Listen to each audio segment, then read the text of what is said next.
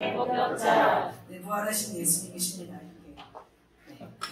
자, 한 주간 고난 주간이었는데 어떻게 고난 받으셨나요? 네. 희한하게 이제 고난 주간에는 저는 항상 고난이 있는 것을 보게 됐어요. 그래서 이제 저는 이제 고난을 묵상하는 것을 별로 좋아하지 않고 묵상하지 말고 그냥 십자가 지는 삶을 살아가는 것이 더 낫겠다 생각이 들었습니다. 옆 사람한테 한번 인사할까요? 묵상하지 말고 십자가 집시다. 묵상하지 말고 십자가 집시다. 자, 그래서 부활 주간이 되었습니다. 우리 부활주일 기쁘신가요? 네. 우리가 매일 오늘만 하루만 기쁜 것이 아니라 매일 1년 365일 부활의 주님을 기뻐하며 부활의 증인으로 사시기를 예수님의 이름으로 축복합니다. 자, 오늘 예배 후에 부활의 증인으로 이렇게 계란이 있더라고요. 이런 계란들도 있더라고요. 부활절 계란을 나누며 부활하신 예수님을 전하도록 하겠습니다. 그래서 또 오늘은 또 이렇게 부활주일로 지키면서 삼겹살도 먹고 떡도 먹고 꽃도 하고 또 예쁜 옷을 입고 오셔서 이렇게 부활주일로 이렇게 지키는 것이 너무나 기쁩니다. 자, 예수님은 가룟 유다의 배신으로 대제사장의 간악한 흉계로 빌라도에게 밤새도록 고난을 받으시고 채찍을 맞으셨습니다. 그리고 십자가에 달려서 물과 피를 흘리시고 돌아가셨습니다. 그리고 3일 만에 부활하셨습니다. 그날이 바로 오늘인 줄 믿습니다. 기념하여 우리가 부활주일로 지킵니다. 주님의 부활은 육체가 살아난 것이 아니었어요. 전혀 다른 부활체로 살아난 거예요. 그냥 죽은 사람이 딱 나사로처럼 이렇게 살아난 것이 아니라 전혀 다른 부활체로 살아나셨습니다. 우리도 언젠가는 이 부활체가 될 것입니다. 우리가 믿습니까? 우리가 그것을 사모하며 살아가도록 하겠습니다. 아멘. 죄악으로 타락된 인류를 구원하시기 위해서 하나님이 직접 인간의 몸으로 오셔서 인류 구원의 대장정을 마치신 날이에요. 주님은 운명하시기 전에 어떤 말씀을 하셨냐면 내가 다 이루었다 하시면서 숨지셨어요. 그리고 3일 만에 살아나셨습니다. 이 하나님이 어떤 인류의 온갖 죄악으로 죽을 수밖에 없었던, 지옥으로 갈 수밖에 없었던 그 인간의 죄를 대신하여 그 값을 치르시고 어쩌면 인류 구원의 그런 길을 열어주신 날입니다. 그래서 세세토록 우리는 주님을 찬양할 수밖에 없는 존재입니다. 우리는 그 주님을 매일 찬양드리고 영광 돌려야 하는 것입니다. 이렇게 사망 권세를 이기고 부활하신 주님은 모든 민족에게 찬송받으실 영광의 왕이십니다. 그리고 승천하셔서 지금은 하늘 보좌 우편에 앉아 계신 줄 믿습니다. 이렇게 하늘 보좌 우편에 앉아 계신 그 예수님을 인간들이 너무나 함부로 하였어요. 예수님은 이렇게 함부로 대할 존재가 아니었습니다. 영광 받으실 만왕의 왕께서 많은 사람에게 고난을 받으셨는데요. 로마 군병에게 고난을 받으셨고 빌라도에게 고난을 받으셨고 헤롯에게 조롱을 당하셨고 또한 대제사장에게 고난을 당하셨습니다. 이것은 너무나 속상한 일이죠. 그렇지만 그 예수님은 그것을 다 뚫고 육체의 어떤 생명이 돌아온 것이 아니라 전혀 다른 부활체로 살아난 것입니다. 아멘. 할렐루야. 이렇게 예수님이 이렇게 살아나셨는데 예수님을 만난 사람이 있어요. 부활하신 예수님을 만난 사람을 저는 부활의 목격자라고 부르고 싶습니다. 그렇다면 예수님이 이렇게 부활하셨어요. 살아나셨어요. 그러면 예수님이 제일 먼저 누구를 만나러 갈까요? 여러분 같으면 누구를 만나겠어요? 저는 누구를 만나러 갈 거냐면 베드로, 첫 번째 베드로를 만나러 갈 것입니다. 그래서 뭐라고 할 거예요? 야, 너 배신 잘하더라? 여유있게 나 저주하던데 이렇게 되겠죠. 그 다음에 또 누구요? 또 누구한테 가겠어요? 빌라도. 뭐 이렇게 딱 와서 너 나 십자가에 못 박았지. 그래서 너도 한번 십자가에 못 박아볼래? 그래서 협박을 한번 하고. 그 다음에 헤롯한테 가서는 어떻게 해요? 헤롯한테는 말이 필요 없어요. 멱살을 딱 잡아요. 멱살을 잡고 뭐라고 해요? 네가 나 조롱했지. 그러면서 헤롯을 어떻게 또 고박하고 마지막으로 이제 대제사장과 공회에 갈 때는 어떻게 해요?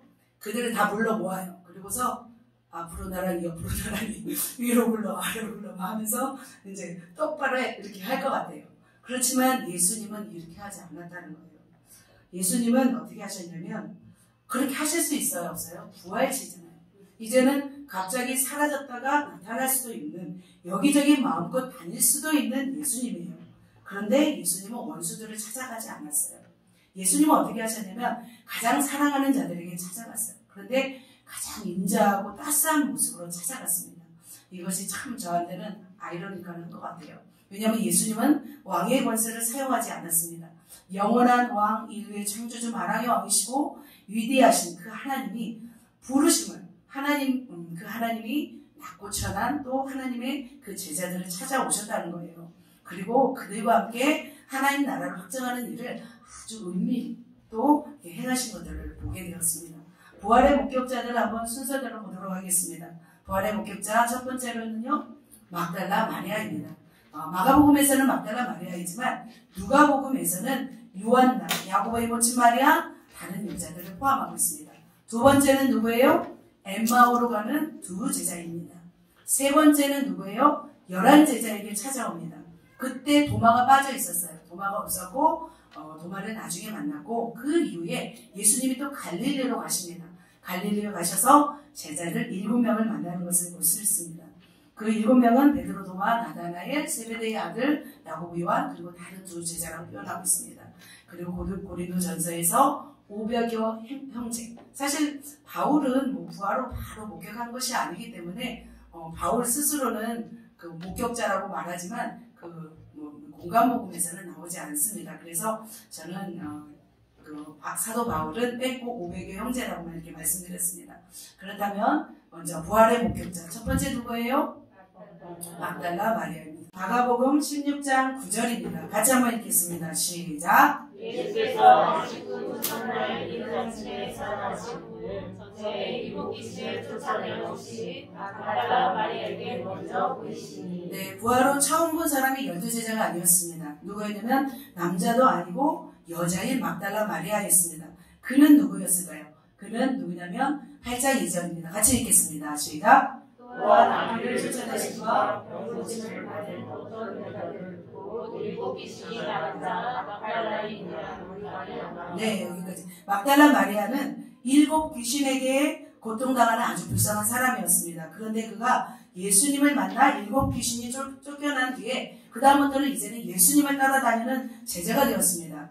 그는 예수님을 사랑한 마르다의 여동생 마리아 있잖아요. 동명이인이었습니다. 성경에는 마리아라는 이름이 많이 나와 있습니다. 예수의 어머니도 마리아였습니다. 야고보의 모친도 마리아였습니다. 예수님의 십자가 직전 향유 옥합을 드린 사람이 누구였어요? 마르다의 동생 마리아였습니다. 그 당시 흔한 이름이었습니다. 그러면 막달라라는 곳은 어디일까요? 막달라라는 곳은 이곳입니다. 자, 지금의 이렇게 막달라 모습이에요. 그리고 달마누다라고 하는 그런 곳입니다. 이곳이 바로 막달라입니다. 갈릴리 호수 서쪽 연안에 위치하고 있습니다. 막달라 지역은 염색업과 직물업이 발달한 도시였습니다. 다른 지역보다 이 지역은 도덕적으로 부패한 도시였다고 합니다. 마리아는 이곳에서 출생하여 성장하였습니다. 마리아의 생활에 대해서는 거의 언급하지 않고 있습니다. 그런데 우리가 막달라 마리아에 대한 오해, 잘못 알고 있는 점이 있습니다. 누가복음 7장에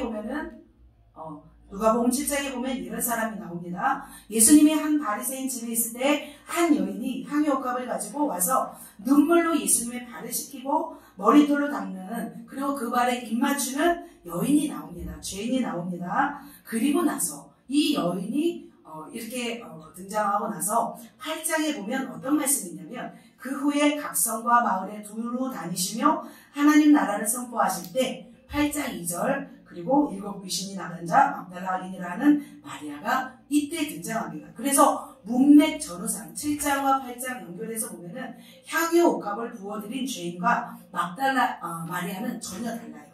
그래서 사람들은 막달라 향유 옥합을 드린 그 죄인이 막달라 마리아라고 하지만 사실은 아니었어요. 막달라 마리아는 또 다른 사람이었어요. 또 있습니다.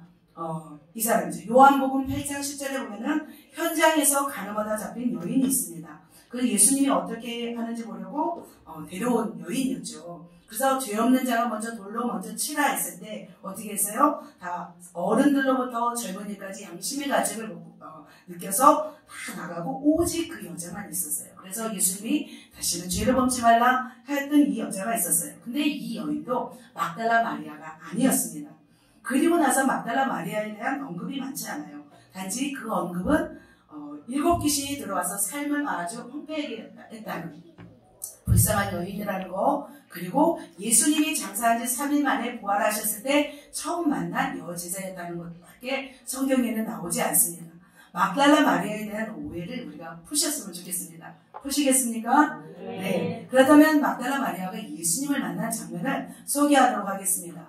요한복음 20장 1절입니다. 같이 한번 읽겠습니다. 시작. 안식 후 첫날 일찍이 아직 어두울 때 막달라 마리아가 병원에 와서 돌이 옮겨서 옮겨진 것을 보고, 네, 베드로와 요한도 같이 봤어요. 돌이 옮겨진 것을 보고 무덤으로 달려갔어요. 둘이 다름질을 했는데 그 예수님의 사랑하는 제자가 요한이었어요. 요한보다 베드로가 빨리 갔어요. 그 무덤에 이르렀는데 세마포 놓인 것을 보았어요. 제가 이제 세마포 놓인 것은 이게 무덤이에요. 그 당시 그래서 돌을 굴려서 딱 만드는 것이 무덤이었죠. 그런데 세마포 놓인 것을 보았으나 예수님이 없으니까 어떻게 해요? 집으로 다 돌아갔어요. 그러니까 베드로와 요한은 막달라 마리아와 같이 왔어요. 근데 집으로 돌아갔어요. 그런데 마리아는 어떻게 되면 11절입니다. 시작. 마리아는 무덤 밖에 서서 울고 있더니 울면서 엎드려 무덤 안을 들여보니, 자, 이렇게 무덤 안을 들어보았어요. 그런데 누가 있었어요? 20장에 두 천사가 있었습니다. 두 천사가 있었습니다. 그러자 어떻게 했어요? 그 천사가 뭐라고 하냐면 어찌하여 오느냐 하니까 그 마리아가 내 주님을 옮겨다가 어디에 두었는지 내가 알지 못합니다 라고 뒤를 돌아보았을 때 바로 예수님이 나타나셔요. 뭐라고 하세요? 시작. 예수께서 이르시되 여자여 어찌하여 오며 누구를 찾느냐 하시니, 네, 여기까지요. 누구를 찾느냐 하시니 이렇게 말씀하세요. 그러자 마리아는 그가 동산지기인 줄 알아요. 그래서 당신이 예수님을 옮겼거든 어디 두었는지 내게 알리소서 내가 가져가리다 이렇게 말하는 거예요. 그때 어떻게 해요? 예수님이 같이 읽겠습니다. 예수께서 마리아의 손을 마리아와 더불어 이름의 말로 나당이 아니 이는 선생님이라 하는 말이라. 바로 예수님을 만나게 되었어요. 마리아는 얼마나 감격스러웠어요. 그죠? 십자가에서 죽으신 예수님을 보았죠. 무덤에 장사된 모습을 보았어요. 주님은 지금 그런데 그 마리아를 지금 만나주신 거예요. 조금 일찍 조금 베드로와 요한도 만나주시지 않고 막달라 마리아를 먼저 만나주셨어요. 그리고 뭐라고 말씀하시냐면 예수님이 곧 내가 하나님께로 가니까 내가 살아난 것을 형제들에게 말하라 이렇게 해요. 막달라 마리아가 정말 그 부활하신 주님을 처음으로 만난 사건은 정말 놀라운 사건입니다. 여러분 예수님을 만난 막달라 마리아가 부러우신가요? 네. 부러우면 지는 겁니다. 막달라 마리아는 그렇게 끝까지 무덤에까지 인내하면서 기다린 사람이었습니다. 그는 주님에 대한 사랑을 끈질기게 사랑했던 사람인 것 같아요. 같이 갔던 베드로와 다른 제자는 부활하신 예수님을 보지 못하고 집으로 갔습니다. 그러나 막달라 마리아는 끝까지 무덤 곁에서 울면서 있다가 무덤 화면을 보고 그리고 부활하신 예수님을 만났습니다. 여러분의 삶은 어떠신가요? 주님의 음성을 기다리다가 얼마까지 기다리다가 끝까지 기다리시고 계신지요? 너무나 쉽게 우리는 놓쳐버립니다. 인내하지 못한 습성이 있습니다. 그러나 막달라 마리아는 그 자리를 떠나지 않고 기다린 줄 믿습니다. 그래서 부활하신 예수님을 처음으로 만난 사람이 바로 막달라 마리아였습니다. 그렇다면 막달라 마리아를 보면서 우리 삶에 적용해야 할 점은 무엇일까요? 우리가 적용해야 할 점은 그의 순결함과 그의 변치하는 마음인 줄 믿습니다. 막달라 마리아는 예수님의 부르심을 받고 따라다녔습니다. 그리고 어디까지 따라갔냐면 십자가 밑에까지 따라갔습니다. 십자가 아래까지 가시고 또 무덤에까지 간 줄 믿습니다. 그러면 십자가 아래는 어떤 곳인가요? 주님의 피가 흐르는 곳입니다. 십자가 아래는 예수님의 고통을 받는 모습을 보고서 우리가 고통받는 곳이에요. 그리고 막달라 마리아는 이곳으로 간 거였어요. 모두가 싫어하고 꺼려하는 곳, 시체가 썩는 무덤까지 갔습니다. 물론 향품을 가지고 가지만 수많은 사람들이 예수님의 치유를 받고 예수님의 양육을 받고 사랑을 받았지만 예수님이 정말 진리를 말하자 사람들이 그때서부터 떠나가기 시작했어요. 그래서 예수님이 뭐라고 말씀했어요? 보면 십자가 아래, 예수님의 십자가 아래까지 가고 또 무덤에까지 갔어요. 근데 사람들은 여기까지 가려 하지 않아요. 그리고 예수님께서 말씀하시잖아요. 너희도 떠나려느냐? 이렇게 말해서 오병이어 기적 끝나고 나서 그러자 베드로가 영주여 영생의 말씀이 있는데 내가 누구로 가리까? 이렇게 고백하는 것을 볼 수 있습니다. 그렇다면 막달라 마리아도 이렇게 예수님이 가는 곳마다 가고 그 마지막까지 갔다면 우리는 어떻게 해야 될까요?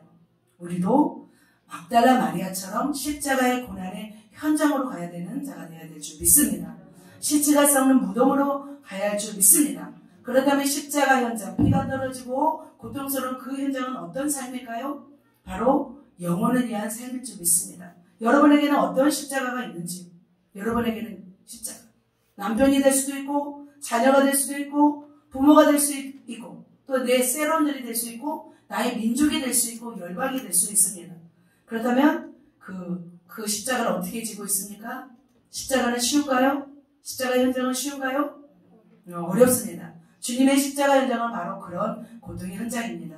우리가 어찌 헌신하지 않고 열매를 얻을 수 있을까 합니다. 노력하지 않고는 아무 열매를 얻을 수 없습니다. 그래서 더 기도하고 섬기고 사랑하고 그들을 주께로 인도하고 그를 또한 성공시켜야 돼. 영적으로 성공시키고 세상적으로 성공시켜야 하는 것이 바로 십자가 현장인 줄 믿습니다. 저는 십자가 지는 삶에 있어서 저희 십자가는 저희 남편이었습니다. 참으로 보통 분이 아니셨기 때문에 정말 참아내고 제가 견뎌야 했습니다.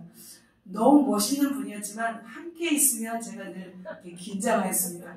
아는 것이 어찌나 많은지 항상 저는 그 앞에서 기죽었습니다. 그렇지만 저는 이분을 어떻게 하면 훌륭한 목사가 되게 하고 정말 하나님의 큰 종이 되게 할까. 이것이 저의 십자가 지는 삶이었습니다. 그렇게 십자가를 지므로 이 땅에서는 내 남편을 큰 종이 되게 하는 그런 목회를 성공적으로 하는 그런 종으로는 제가 섬기지 못했던 것 같아요. 그런데 십자가를 제가 잘 접근하는 생각이 드는 것은 뭐냐면 예수님이 말씀하셨고요. 예수님이 잘했다고 말씀하셨고 그랬어요. 저는 목사님은 가장 아름다운 그 성령의 성품을 가진 모습으로 변화시키는데 제가 많이 이제 섬겼구나 생각이 들었습니다. 목사님이 천국 소망으로 사시고 하나님이 기뻐하시는 일이라면 자신의 생명을 아까워하지 않고 영혼들을 위해서 하나님의 일을 감당하시는 분으로 변화되셨다가 천국으로 가셨어요. 근데 저는 그랬어요. 저는 남편의 말이라면 100% 순종이었어요. 아시죠? 그렇게 순종하고 제가 결혼한 날부터 15년간을 남편을 위해서만 살았어요. 섬기고 위하고 기도하고 살았어요. 저는 저를 위해서 산 적이 없어요. 30, 40대 가장 어떻게 보면 지지사님 30, 40대를 저를 위해 제가 보자 영어도 못하고 내가 보니까 지식이 너무 없는 거예요. 깜짝 놀랐잖아요. 투자하는 것이 없었어요. 제가. 그런데 그렇게 하나님의 눈으로 남편을 섬기고 존경하여 섬기는 것이 제가 어떻게 보면 십자가의 고난의 현장이었다는 생각이 들었습니다. 여러분 아시죠? 제가 어떻게 살았는지요? 바로 저만 고통당할 수 없죠. 여러분도 지고 가야 할 십자가가 바로 그 고난의 현장인 줄 믿습니다. 아멘. 막달라 마리아는 예수님의 십자가 지는 현장으로 가서 함께 고통하며 울며 그렇게 고통을 당했습니다. 맡겨진 영혼을 위해서, 맡겨진 가족을 위해서 은혜를 흘려보내고 헌신하는 것이 바로 막달라 마리아처럼 사는 것인 줄 믿습니다. 그렇게 십자가의 현장으로 가시겠습니까? 아멘. 가신다고 하니까 넘어가도록 하겠습니다. 네. 두 번째 부활의 목격자 읽겠습니다. 엠마오로 가는 두 제자입니다. 엠마오로 가는 두 제자 보도록 하겠습니다. 누가복음 24장 13절입니다. 시작. 그날에 그들 중 둘이 예루살렘에서 25리 되는 엠마오라는 마을로 가면서 그죠? 그날에 그들 둘이 예루살렘에서 엠마오로 가고 있었어요. 약 25리는 11km래요. 11km면 여기서 봉동을 좀 지난 거리 같아요. 그 거리, 여기서 3례 좀 지난 거리. 그들은 누구였냐면 24장 18절에 보면 한 사람은 글로바라는 사람이에요. 그리고 24장 34절에 보면 주께서 과연 살아나시고 시몬에게 보이셨다는 줄 보면서 저는 시몬이지 않을까 그런 생각이 들었습니다. 그들은 예루살렘에서 일어난 예수님의 십자가 사건을 보고 슬픈 마음으로 엠마오로 가고 있었어요. 그들은 예수님의 제자였지만 진리를 알지 못했어요. 그들은 이스라엘을 로마에서 속량할 자라고 생각했던 거예요. 그래서 대제사장들과 관리들이 사형 판결을 넘겨서 예수님을 십자가에 못 박았다고 그들은 생각했습니다. 그런데 그들이 모든 일에 대해서 서로 이야기하고 있을 때 누가 나타나세요? 바로 예수님이 나타나세요. 예수님이 동행하시는 거예요. 그래서 예수님은 부활하신 몸으로 지금 바쁘잖아요. 지금 막달라 마리아 보고 나서 지금 엠마오로 가고 있는 거예요. 예수님이. 그들은 예루살렘에서 일어난 일들이 예수님이 그러잖아요. 서로 주고받는 이야기가 뭐냐고 먼저 물어보시잖아요. 그러자 그들이 뭐라고 말해요? 예루살렘에서 일어난 일들을 왜 알지 못하느냐라고 이렇게 말해요.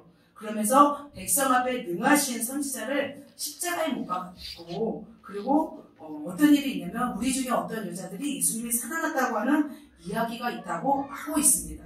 그러자 예수님이 갑자기 이 말씀을 하십니다. 같이 한번 읽겠습니다. 시작. 선자의 글로 시작하여 모든 성경에 쓴 바 자기에 관한 것을 자세히 설명하십니다. 그래서 예수님은 모세와 모든 선지자로 글로 시작하여 모든 성경에 쓴 바 자기에 관한 것을 설명하세요. 근데 이미 날이 저물고 있었어요. 그러자 어떻게 예수님의 관건에서 식사의 자리로 모십니다. 그리고 저녁 식사하실 때, 그리고 예수님이 축사하시고 그들에게 떼어주실 때 그들의 눈이 어떻게 됐어요? 밝아졌어요. 근데 갑자기 예수님인지 이제 알아보기 시작했어요. 근데 갑자기 예수님이 어떻게 돼요? 갑자기 사라지는 것을 볼 수 있습니다. 그래서 그들은 엠마오로 갈 때는 어땠어요? 슬프고 이해가 되지 않았는데 예수님이 오셔서 설명해주고 마음이 이제 말씀하니까 뜨거워지고 눈이 열리니까 예수님을 본 거예요. 그러자 그들은 어떻게 했어요? 지체할 수 없었어요. 그래서 다시 예루살렘으로 달려가서 제자와 함께 한 자들에게 예수님이 살아나셨다고 말하는 거예요. 11km면 3시간 걸린다고 하죠. 그 거리를 달려간 줄 믿습니다. 자, 엠마오로 가는 제자, 그들은 슬픔으로 엠마오로 가다가 영적인 눈이 열려서 주님을 알아보고 부활의 증인이 되었어요. 마찬가지로 우리는 어떻게 될까요? 우리도 영적인 눈이 열려야만이 우리가 주님을 볼 수 있는 줄 믿습니다. 영적인 눈이 닫혀있으면 진리를 알 수 없습니다. 두 사람을 보면서 주님이 책망하였어요. 어떤 책망을 하였냐면 미련하고 선지자들이 말한 모든 것에 마음에 더듬 있는 자들이라고 말씀하셨어요. 걸어오면서 우리는 영적인 눈이 열려 있어야 될 줄 믿습니다. 그래서 성경에 나온 모든 말씀을 우리가 더디 믿지 말고 바로 믿어야 될 줄 믿습니다. 그렇다면 우리 엠마오로 가는 그 두 제자를 함께한 예수님을 보면서 우리가 무엇을 또 배워야 될까 생각을 하였습니다. 저는 뭘 배웠냐면 영혼들과 동행하며 가르쳐주는 모습을 저는 배웠고 닮아가야 된다고 믿습니다. 저는 주님의 어떤 자상한 모습, 이런 모습을 이 엠마오로 가는 두 제자 가운데 만나신 그 예수님의 모습을 보았습니다. 주님은 그들의 걸음의 보폭에 맞춰서 그들과 이야기하는 모습을 봅니다. 그리고 그들이 예수님에 대해서 잘못 알고 있으면 어떻게 해요? 성경을 풀어서 설명해주는 모습을 보았습니다. 그러자 그들의 마음이 뜨거워진 것을 볼 수 있어요. 그러니까 함께 낮아져서 어떻게 보면은 동행하신 거죠. 그들이 사실 믿음이 좋은 것도 아니고 주님을 많이 사랑한 것도 아니고 선지자로 여겼을 뿐인데 주님은 너무 자상하게 이렇게 설명하는 모습을 보여요. 그렇다면 우리는 어떻게 될까요? 우리도 영혼들과 동행해야 될 줄 믿습니다. 때로는 때로는 영혼들이 더디 믿고 영안이 닫혀서 잘 보지 못할 수가 있어요. 그럴 때 우리는 어떻게 해야 될까요? 우리는 함께 낮아져서 동행하면서 성경을 풀어서 자세히 설명해 줄 줄 믿습니다.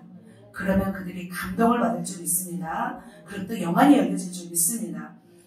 주님은 부활의 몸으로 그렇게 천천히 걸으시면서 두 사람을 대해주었어요. 사실 부활체는 어떤 몸이에요? 순간 이동도 가능해요. 그리고 벽도 통과할 수 있어요. 문이 다 닫힌데도 열지 않고 들어갈 수 있는 문이었어요. 그러니까 예를 들면 비행기가 900에서 1000km 시속 달리잖아요. 그죠, 목사님? 900에서 1000km 되죠? 네.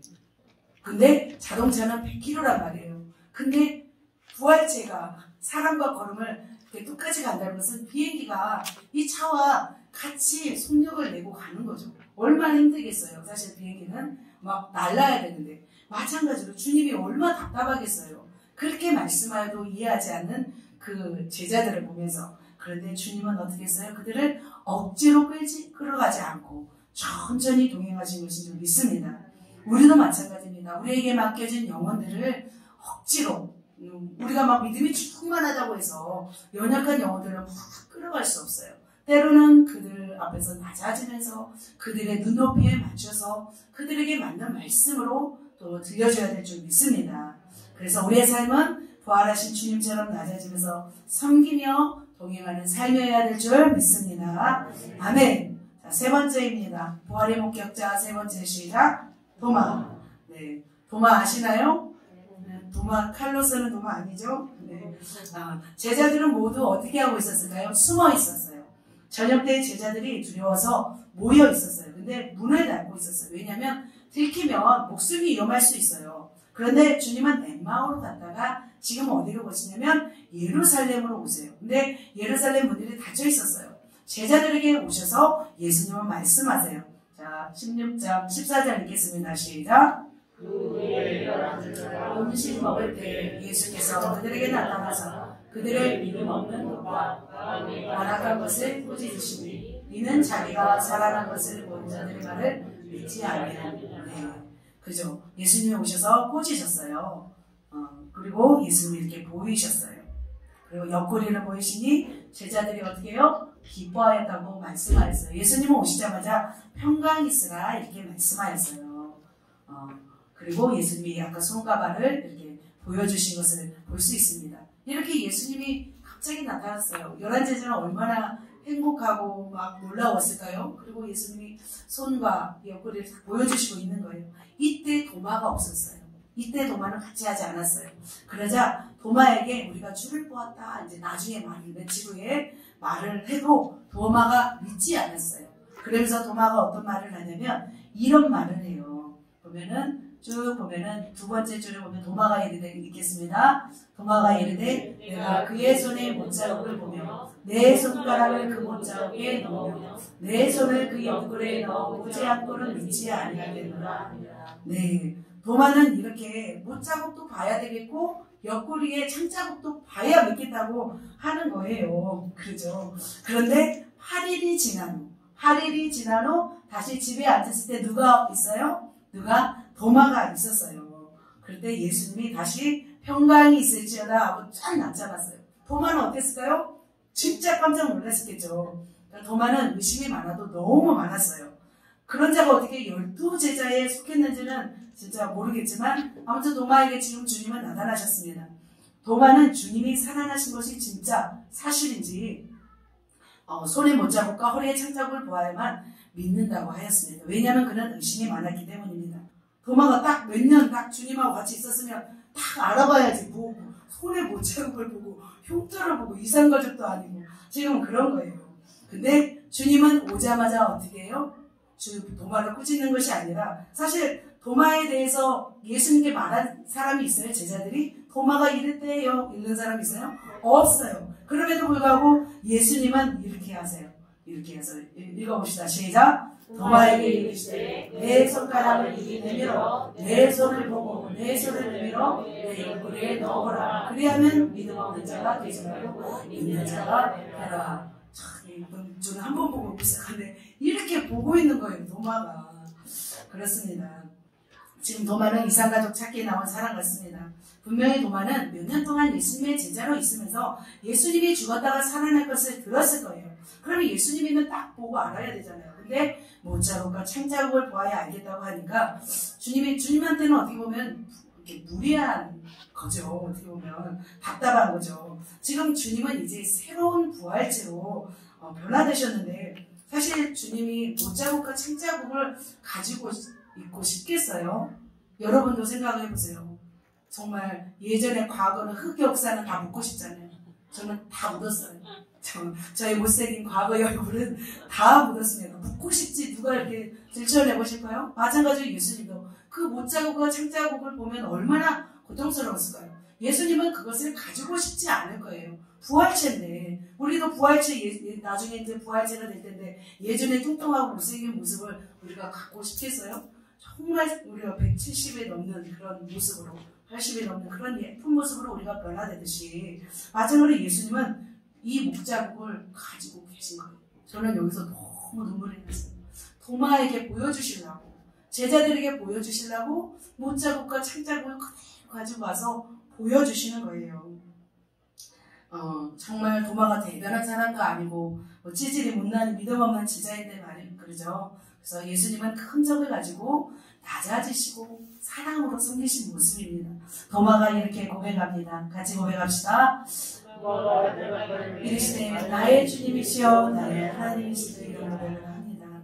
도마는 가장 멀리까지 복음을 전합니다. 어쩌면 주님의 이야기를 하나도 들어보지 않은 곳일 수 있습니다. 어쩌면 더 의심이 많은 사람들이 있는 곳으로 가서 복음을 전한 것이라고 저는 볼 수 있습니다. 자신이 의심이 없었기 때문에 더 의심이 많았기 때문에 더 의심이 많은 사람들에게 인도에게까지 가서 복음을 전하고 그곳에서 순교하여 죽습니다. 그렇습니다. 주님은 오늘 우리에게 말씀하십니다. 29절에 보면 너는 나를 본고로 믿느냐? 보지 못하고 믿는 자들은 더 복되도다 이렇게 말씀하고 있습니다. 여러분 예수님을 보셨습니까? 네, 보신 분들도 있고 보시면 하나님께 영광 돌리시면 됩니다. 예수님을 보지 못하셨습니까?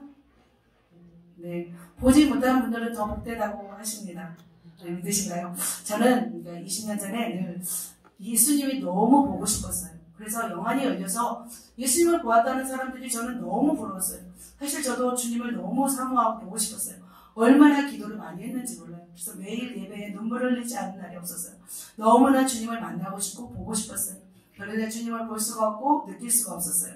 근데 한 20년 된 것 같아요. 그러다 어느 날 허름한 행색을 하고 교회에 찾아오신 분이 있었어요. 제가 그때는 전도사 사역을 할 때 제가 그분에게 식사를 챙겨서 드렸는데 이제 다른 사람이 있기는 챙기다 보니 어느 순간에 사라지고 없었어요. 그래서 그분을 보면서 이상한 생각이, 저는 그분을 지금도 기억하거든요.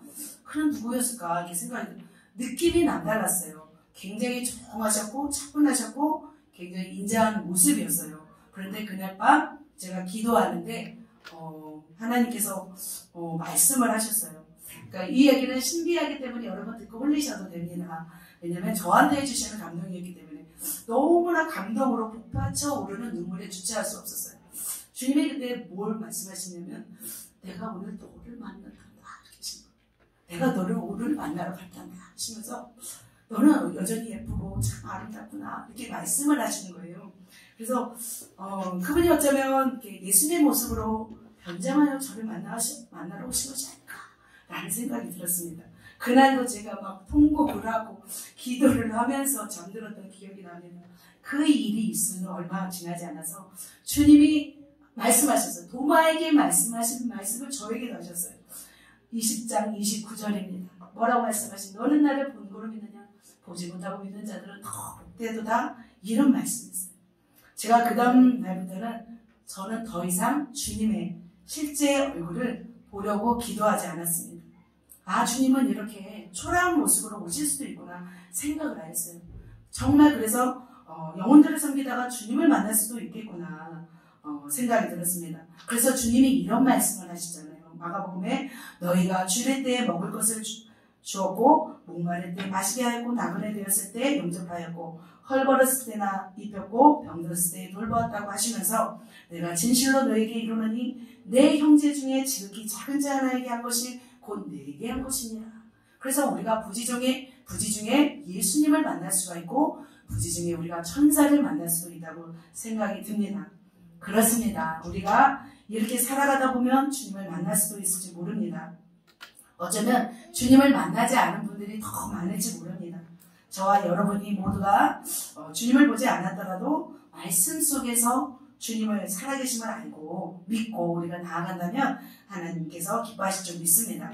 어차피 우리가 천국 가면 영원히 보잖아요, 주님을. 그죠? 그러니까 미리 영화 보기 전에 예고편 보고 가면 좋아요? 얘기 다 듣고 막 영화 봐요. 그러면 재밌어요? 재미없잖아요. 딱 안 보고 딱 갔는데 딱 있으면 너무 재밌는 것처럼 이 땅에서 때로는 우리 성도님들 모두가 주님의 영상을 특별한 분들에게 또 보여주세요. 하나님 어떤 큰 일을 하실 분들에게는 또 보여주시지만 우리가 보지 않았을지라도 우리가 영원한 천국에서 내일 보면 될 수 있을 줄 믿습니다. 그래서 우리가 도마처럼 의심하지 말고, 그죠? 우리가 정말 믿음으로, 말씀을 믿음으로 성경 66권 말씀을 믿고 행하시고 달려가시는 성도님들 되셨으면 좋겠습니다. 아멘. 자, 마지막으로 봅니다. 마지막으로 부활의 목격자 누구예요? 네, 우리의 호프 베드로입니다. 도마를 만난 후에 예수님은 어디로 가시냐면 디베라, 갈릴리 호수로 갑니다. 요한복음 21장 1절에 있습니다. 같이 읽겠습니다. 시작. 그 후에 예수께서 디베라 호수에서 또 제자들에게 자기를 나타내셨으니 나타내신 일은 이러하니라. 자, 그래서 그 후에는 누구예요? 지금 도마를 만나고 난 그 후에 또 이제는 예수님이 바빠요. 그죠? 예수님은 막 여기저기 지금 바쁘세요. 아무튼 갈릴리 호수로 갑니다. 시몬, 베드로와 함께 총 7명의 제자들은 지금 밤이 새도록 뭘 하고 있냐면 이런 호수죠. 밤이 새도록 뭐 하고 있어요? 지금 물고기를 잡고 있어요. 그래서 아무것도 잡지 못하고 있었어요. 예수님은 순간 이동으로 갈릴리 왔을 수도 있어요. 그런데 이곳에 오셔서 그들에게 말씀하세요. 뭐라고 말씀하시냐면 금을 내 오른편에 던지라. 그리하면 잡으리라. 던졌더니 물고기가 너무 많아서 들을 수가 없었어요. 그때 그 물고기가 153마리인 거죠. 153마리면 굉장히 많아요. 우리가 셀 수 없어요. 그러자 요한이 뭐라고 하냐면 주님이시다 하니까 베드로가 옷을 입고 바다에 뛰어내려요. 왜냐하면 빨리 더 주님을 만나려고 내려와요. 그런데 주님은 뭐하고 계셨냐면 육지에서 뭔가 굽고 있었어요. 생선도 굽고 있었어요. 그러자 지금 잡은 생선 좀 가져오라. 예수님이 그렇게 말씀하세요. 그러자 제자들이 다 몰려왔죠. 당신이 누구냐 감히 묻는 자가 없었어요. 왜냐하면 도마를 통해서 만났고 예루살렘에서 이미 만났잖아요. 그리고 믿음 없다고 혼났잖아요. 손에 못 잡을까 창작으로 다 보았기 때문에 더 이상 당신이 누구입니까 말하지 않았어요. 그런데 주님은 왜 갈릴리로 가셔서 또 베드로를 만났을까요? 이게 참 궁금합니다.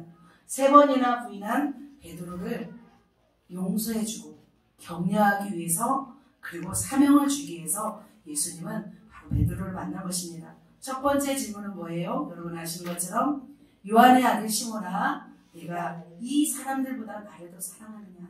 이 사람들보다 나를 더 사랑하느냐? 주님이 물으세요. 그러자 내가 주님을 사랑하는 줄 주께서 아시나이다. 그러자 주님이 내 어린 양을 먹이라. 또 두 번째 말씀하세요. 요한의 아들 시몬아 내가 나를 사랑하느냐? 그러자 내가 주님을 사랑하는 줄 주께서 아시나이다. 내 양을 치라. 이렇게 말씀하시죠. 세 번째가 질문이 관건이죠. 요한의 아들 시몬아 세 번째 물어보세요. 내가 나를 사랑하느냐? 그러자 베드로는 이제 근심을 해요. 베드로 근심하여 밑에부터 읽겠습니다. 시작. 베드로가 근심하여 이르되 주님 모든 것을 아시오매 내가 주님을 사랑하는 줄을 주님께서 아시나이다. 예수께서 이르시되 내 양을 먹이라. 이렇게 말씀하세요. 두 번 모두 분명하게 말씀드렸음에도 불구하고 다시 질문을 하자 베드로는 과거 뭐가 생각나요? 과거 자신이 저질렀던 예수님을 부인하고 저주했던 그 모습이 생각난 거죠. 3번에 걸쳐 예수님을 부인했죠. 세 번째 이렇게 근심하고 있어요. 그런데 예수님은 어떻게 하냐면 3번이나 이렇게 부인했음에도 불구하고 그 사실에 대해서 별다른 책망이나 그 언급을 안 하시는 거예요. 아까 처음에 초반에 내가 베드로 너 부인 잘하다 이렇게 말했잖아요. 근데 예수님은 전혀 안 하신 거예요. 어떻게 해요? 언급 안 하시고 목양의 사명에 대해서 말씀하세요. 그리고 예수님은 베드로에게 동일한 질문을 세 번 하신 이유는 뭘까요? 부인했지만 이제는 영혼에 대해서는 철저하게 사랑으로 돌봐야 함을 가르치기 위함이었습니다. 그래서 베드로전서 5장 2절 보면은 5장 2, 3절 이런 말씀을 해요. 이건 같이 한번 읽겠습니다. 시작. 하나님의 양들을 지내 억지로 하지 말고 하나님의 뜻을 따라 자원함으로 하며 더러운 이들을 위하여 하지 말고 기꺼이 하며 맡은 자들에게 주장하는 데서 하지 말고 양우리의 네, 베드로가 본인이 받은 사랑을 이렇게 우리 제자들한테 말씀하신 거라 믿습니다. 오늘은 살아가는 우리에게 말씀하신 줄 믿습니다. 과거에 철저히 실패했던 베드로는 그 이후에 예수님의 이런 명령에 순종하였습니다. 구절에 의하면 어떤 거냐면 그는 목숨을 걸고 목양에 충실하셨어요. 그리고 복음을 전하며 양들을 위해 헌신하는 삶을 살았어요. 그리고 주님은 그가 어떻게 죽을지를 그때 또 말씀하세요. 보면 21장 18절 19절 보면 내가 분홍색으로 핑크색으로 했죠. 내 발을 벌리리니. 그리고 밑에 이 말씀을 하시면 같이 읽겠습니다. 이 말씀을 하시면 베드로가 어떠한 죽음으로 하나님께 영광 돌릴 것을 가리킴이로라. 이 말씀을 하고 베드로에게 이르시되 나를 따르라 하시니. 나를 따른다는 것은 십자가 지는 삶인 거죠. 베드로에게 너도 나를 따르라 하시죠. 주님의 말씀처럼 그의 죽음이 어떠한 죽음인지 말씀하신 것입니다.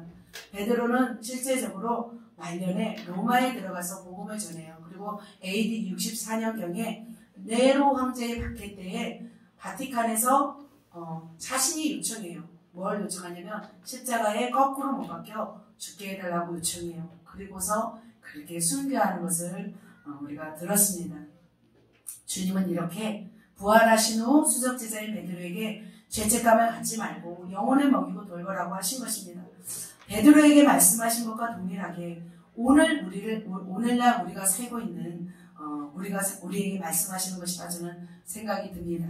여러분 주님께 잘못하였습니까? 네, 아멘. 네, 죄책감을 갖지 말고 살아갑시다. 주님을 사랑하십니까? 그렇다면 어떻게 할까요? 우리가 영혼을 돌보고 사랑해야 될 줄 믿습니다. 어쩌면 이 말씀은 저에게 주시는 더 말씀인 것 같아요. 동시에 또한 우리 셀 리더님들에게 하시는 주님의 음성이라고 저는 믿습니다. 우리가 주님을 사랑하노라 하면서 형제를 미워하며 돌보지 않으면 주님 사랑한다는 말은 거짓말이라고 말씀하고 있습니다. 우리가 주님을 사랑하는 증거는 바로 형제의 자매를 사랑하는 것임을 믿습니다.